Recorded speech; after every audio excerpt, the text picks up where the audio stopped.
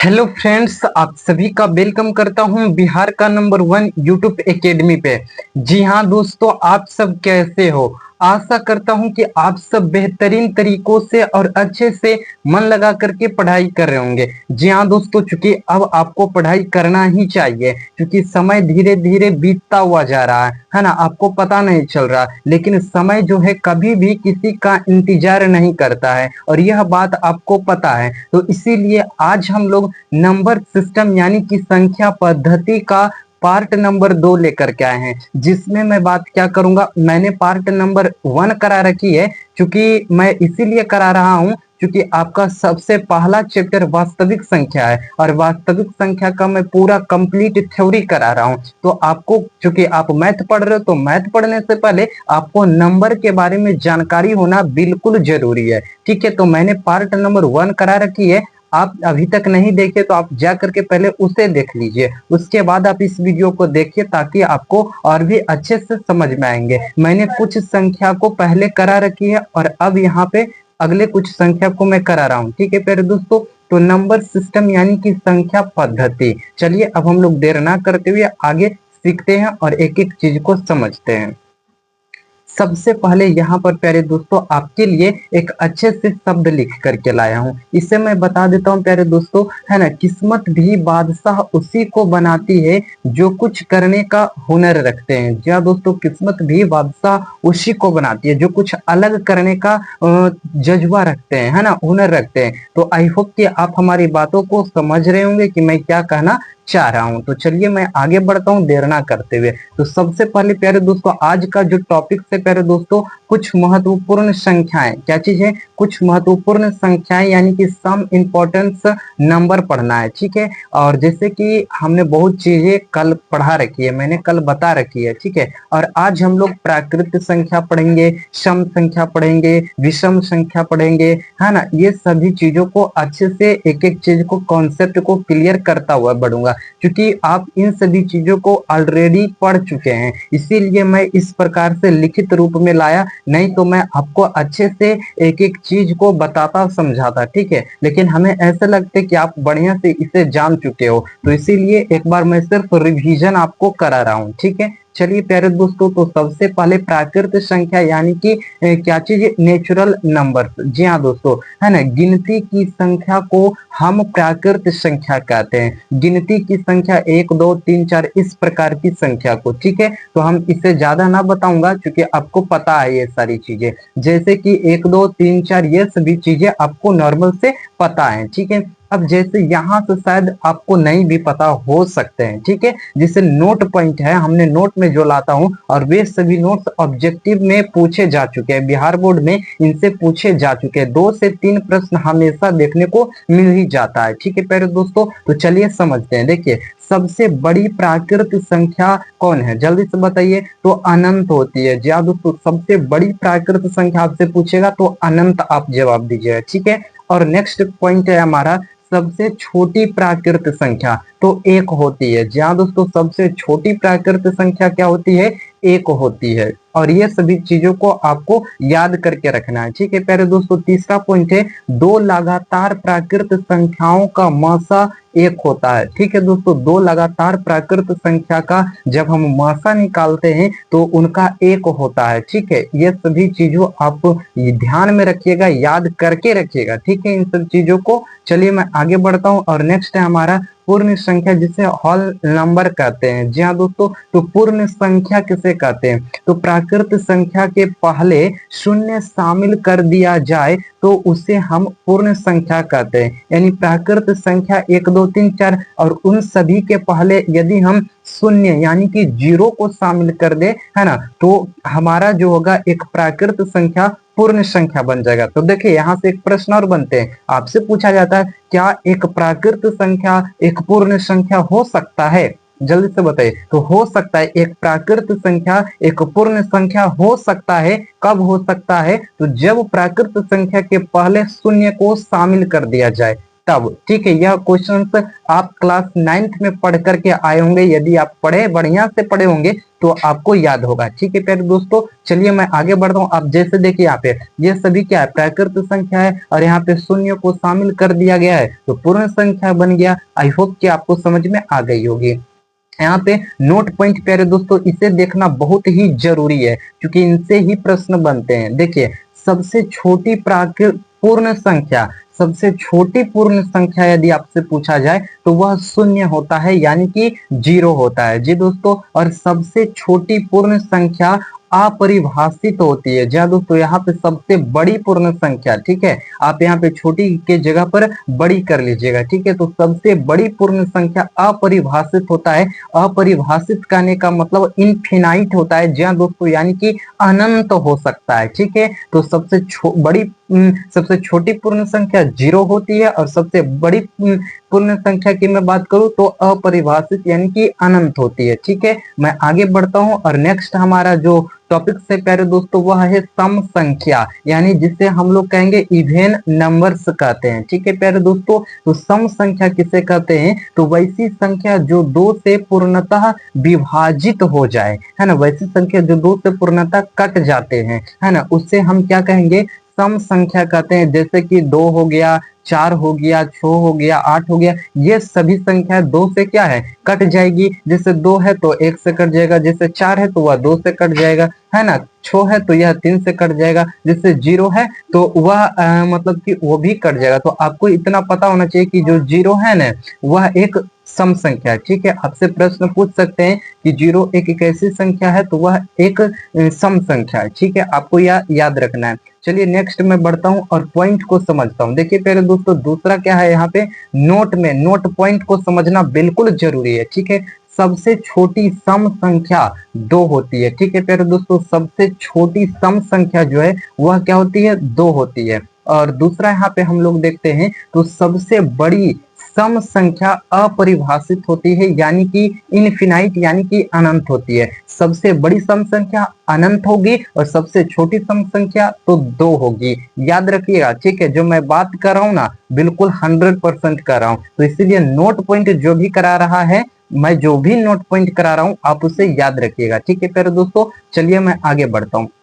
यहाँ पे और भी तीसरे नोट पॉइंट है प्यारे दोस्तों, यहाँ पे 2 लगातार सम संख्याओं का मसा 2 होता है। 2 लगातार सम संख्याओं का मसा कितना होता है, तो 2 होता है। जी हाँ दोस्तों, है ना, या फिर 2 लगातार सम संख्याओं का मसा। ठीक है, और चौथा पॉइंट क्या है, सम संख्याओं का जो रूप है वह 2m होता है। जी हाँ दोस्तों, जो सम संख्या का जो रूप होता है ना वह क्या होता है, 2m होता है। याद रखना है, 2m होता है सम संख्या का रूप। मैं बताऊंगा, आपको टेंशन लेने की जरूरत नहीं है, सिर्फ मैं एक बार तो अच्छे से क्लास ले लूं उसके बाद मैं बताऊंगा। चलिए आगे मैं बढ़ता हूँ। ठीक है, यहाँ पे हमारा नेक्स्ट पॉइंट है प्यारे दोस्तों, विषम संख्या, जिसे हम लोग कहते हैं ऑड नंबर्स। जी हाँ दोस्तों, विषम संख्या किसे कहते हैं, तो वैसी संख्या जो 2 से पूर्णतः विभाजित नहीं हो, वैसी संख्या जो 2 से पूर्णतः नहीं कटे उससे हम लोग विषम संख्या कहते हैं। और जैसे एग्जांपल में 1, 3, 5, 7, 9 इस प्रकार से। जी दोस्तों, आपसे पूछा गया था,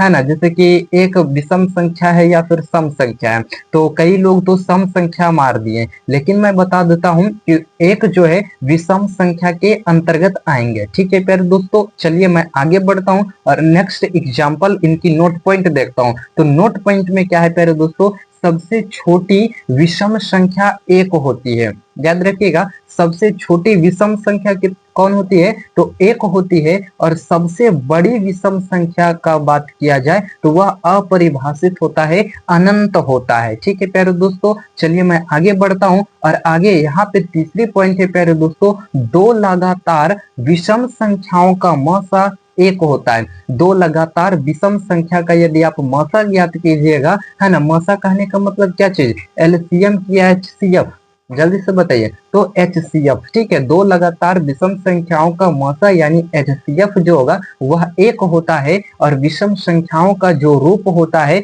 वह होता है 2m + 1 का रूप का होता है। जी दोस्तों, किस रूप का होता है, 2m प्लस 1 होता है ना, विषम संख्याओं का रूप होता है। ऐसे ऑब्जेक्टिव में पूछे जा चुके हैं कि 2m प्लस 1 किसका रूप है, विषम संख्या, सम संख्या, भाज्य संख्या, अभाज्य संख्या। ऐसे प्रश्न थे तो आपको टिक आउट किस में करना होगा, विषम संख्या में। ठीक है प्यारे दोस्तों, चलिए मैं आगे बढ़ता हूँ। नेक्स्ट पॉइंट है हमारी भाज्य संख्या। जी हाँ दोस्तों, कंपोजिट नंबर्स। जी हाँ दोस्तों, है ना, भाज्य संख्या। चलिए मैं भाज्य संख्या को अच्छे से समझाता हूँ। देखिए, वैसी संख्या जो एक एवं, है ना, स्वयं के अतिरिक्त किसी दूसरी संख्या से भी विभाजित होती है तो उसे भाज्य संख्या या यौगिक संख्या कहते हैं। चलिए समझिए पहले दोस्तों, वैसी संख्या जो एक से, है ना, एक से या फिर स्वयं से कट जाए, है ना, स्वयं के अतिरिक्त किसी दूसरी संख्या से विभाजित ना हो, उसे हम लोग भाज्य संख्या या फिर भाज्य संख्या का दूसरा नाम है यौगिक संख्या। ठीक है प्यारे दोस्तों, चलिए मैं आगे बढ़ता हूँ और आगे बताता हूँ। नोट पॉइंट में एकदम बहुत जरूरी, मैं बार बार कर रहा हूँ, नोट पॉइंट को ध्यान दीजिएगा। देखिए, पहला है सबसे छोटी भाज्य संख्या 4 होती है। जहां दोस्तों सबसे छोटी जो भाज्य संख्या होती है वो क्या होती है, 4 होती है। और सबसे छोटी विषम भाज्य संख्या तो 9 होती है। याद रखिएगा, सबसे छोटी सम भाज्य संख्या 4 और सबसे छोटी विषम भाज्य संख्या की बात किया जाए तो वह होती है 9। ठीक है प्यारे दोस्तों, चलिए मैं आगे बढ़ता हूं और आगे तीसरा पॉइंट है, सबसे बड़ी भाज्य संख्या अपरिभाषित होती है और भाज्य संख्याएं जो है हमेशा भिन्न के रूप में व्यक्त की जाती है। जहाँ दोस्तों भाज्य संख्याएं जो होती है वह हमेशा भिन्न के रूप में व्यक्त की जा सकती है। ठीक है, आई होप कि आप इतना तक समझ गए होंगे। ठीक है, मैं आगे बढ़ता हूँ और आगे बताता हूँ। देखिए, अभाज्य या फिर रूढ़ संख्या। जी हाँ दोस्तों, अभाज्य संख्या जिसे इंग्लिश में कहते हैं प्राइम नंबर्स। जी हाँ दोस्तों, अभाज्य या फिर इसे रूढ़ संख्या भी कहते हैं। तो वैसी संख्या जो एक या अपने आप को छोड़कर किसी अन्य यानी दूसरी संख्या से भी विभाजित नहीं हो तो उसे हम लोग कहते हैं अभाज्य संख्या। समझ में आया प्यारे दोस्तों, यानी कि रूढ़ संख्या कहते हैं। चलिए मैं आगे बताता हूं, जैसे कि यहाँ पे देखिए अभाज्य संख्या फिर रूढ़ संख्या। समझिए, जैसे 2 क्या है, 2 है तो यह अपने और एक या फिर अपने से कट रहा और किसी दूसरी संख्या से विभाजित नहीं हो रहा है, अलग नहीं हो रहा है। जैसे 2 है तो 2 से कट रहे हैं और 1 से ही कट रहे हैं, यानी इसका जो फैक्टर तो हो रहे हैं, गुणनखंड मात्र 2 है। ठीक है, अब यहाँ पे जैसे कि 3 देख लिए, 3 जो है यह 1 स्वयं से कट रहे हैं और 1 से कटते हैं, 5 भी स्वयं से कट रहे हैं और 1 से कट रहे हैं, यहाँ 7 भी स्वयं से और 1 से कट रहे हैं। तो इस प्रकार से मैं एग्जाम्पल लाया हूँ। ठीक है प्यारे दोस्तों, आई होप कि आपको अच्छे से समझ में आ गई होगी। चलिए मैं ठीक इसी प्रकार से आगे बढ़ रहा हूँ। यहाँ पे नोट पॉइंट लिखा गया है, सबसे छोटी तथा एकमात्र अभाज्य संख्या 2 होती है। जहाँ दोस्तों सबसे छोटी तथा एकमात्र अभाज्य संख्या की बात की जाए तो वह 2 होती है और सबसे छोटी विषम अभाज्य संख्या 3 होती है। सबसे छोटी विषम अभाज्य संख्या की बात करें तो वह 3 होती है। आगे बढ़ता हूं तो सबसे बड़ी अभाज्य संख्या अपरिभाषित होती है। सबसे बड़ी अभाज्य संख्या अपरिभाषित होती है। और आगे फोर्थ पॉइंट है, एक ना तो अभाज्य संख्या है और ना ही भाज्य संख्या है। यह क्वेश्चन में पूछे जा चुके हैं। एक कौन सी संख्या है तो आपको जवाब देना होगा, एक ना तो भाज्य संख्या है और ना ही कौन सी संख्या, अभाज्य संख्या है। ठीक है, अब आगे बढ़ता हूं फिफ्थ पॉइंट में, 1 से 50 तक कुल 15 अभाज्य संख्याएं होती है। जी हाँ दोस्तों, 1 से लेकर के 50 तक में कुल 15 अभाज्य संख्याएं होती है। ये सभी टॉपिक्स जो है काफी इंपॉर्टेंट है। शायद मैं कहता हूं आप उतना समझ भी नहीं रहे होंगे कि आपके लिए कितना इंपॉर्टेंट पॉइंट मैं करा रहा हूं। जो भी मैं नोट पॉइंट में करा रहा हूं वो कहीं भी आपको ऐसा देखने को नहीं मिलेगा। ठीक है, चलिए मैं आगे बढ़ता हूं और आगे बात करता हूं। 6 पॉइंट है प्यारे दोस्तों, 1 से 100 तक कुल, है ना, 25 अभाज्य संख्याएं होती है। जी हाँ दोस्तों, 1 से लेकर के 100 तक में कुल 25 अभाज्य संख्याएं होती है। और साथ है 1 से 200 तक में कुल 46 अभाज्य संख्याएं होती है। 1 से 200 तक में कुल कितना, 46 अभाज्य संख्याएं होती है। और 8वां नंबर जो कि अंतिम है, कोई भी दो अभाज्य संख्याओं का यदि हम मासा निकालते हैं तो वह एक होता है। कोई भी दो अभाज्य संख्या का यदि आप मासा निकालोगे, HCF निकालोगे, तो जो उनका मासा होगा वह एक होगा। ठीक है, आई होप कि आपको इतना तक बढ़िया से क्लियर हो चुका है प्यारे दोस्तों। चलिए अब मैं आगे बढ़ता हूं तो सह अभाज्य संख्या को प्राइम नंबर्स देखेंगे। जी हाँ दोस्तों, सह अभाज्य संख्या, चलिए समझता हूं सह अभाज्य संख्या क्या है। तो समझते हैं, देखिए जब दो संख्याओं का HCF, जब दो संख्याओं का HCF यानी कि मासा एक हो तो उसे हम सह अभाज्य संख्या कहते हैं। समझिए दोस्तों, जब दो संख्याओं का मासा जो है ना, HCF जो है एक रहेगा तो उसे हम क्या कहेंगे, सह अभाज्य संख्या को प्राइम नंबर कहते हैं। ठीक है, आई होप कि आप समझ गए होंगे कि सह अभाज्य संख्या किसे कहते हैं। यहाँ पे जैसे कि देखिए मैं निकाल दिया हूँ HCF। जैसे देखिए 5 और 9 दोनों का यदि आप HCF ज्ञात कीजिएगा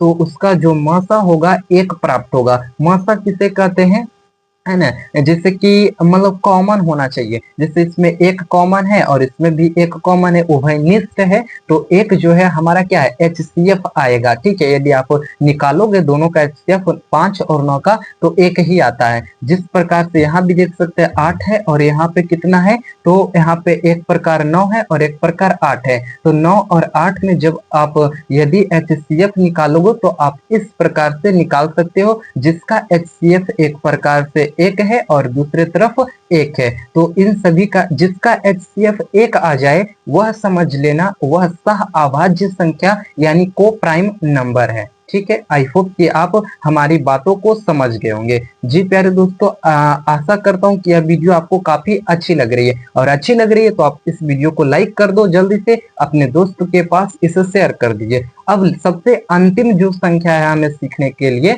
मैं बता दूं मिश्रित संख्या। जी हाँ दोस्तों, मिक्सचर नंबर्स। चलिए समझता हूँ मिश्रित संख्या किसे कहते हैं। तो वास्तविक संख्या और काल्पनिक संख्या दोनों के समूह को हम मिश्रित संख्या कहते हैं। समझ में आई, वास्तविक संख्या और काल्पनिक संख्या दोनों को यदि हम मिला दे तो क्या कहेंगे, एक संख्या कहेंगे और वह मिश्रित संख्या कहलाएगा, मिक्सचर नंबर कह सकते हो आप। आई होप कि यह वीडियो काफी अच्छी लगी प्यारे दोस्तों, और अच्छी लगी तो आप चैनल को सब्सक्राइब कर ले, वीडियो को लाइक कर दीजिए, और यदि आपको हर एक वीडियो का पैनल PDF चाहिए तो आप हमें इस नंबर से कांटेक्ट कर सकते हो। ठीक है प्यारे दोस्तों, मैं आप सभी को बहुत बहुत दिल की गहराइयों से धन्यवाद देता हूं प्यारे दोस्तों, क्योंकि आपने हमारे साथ वीडियो के अंत तक बना रहा, इसके लिए मैं आपको दिल की गहराई से बहुत बहुत धन्यवाद देता हूं। थैंक यू प्यारे दोस्तों।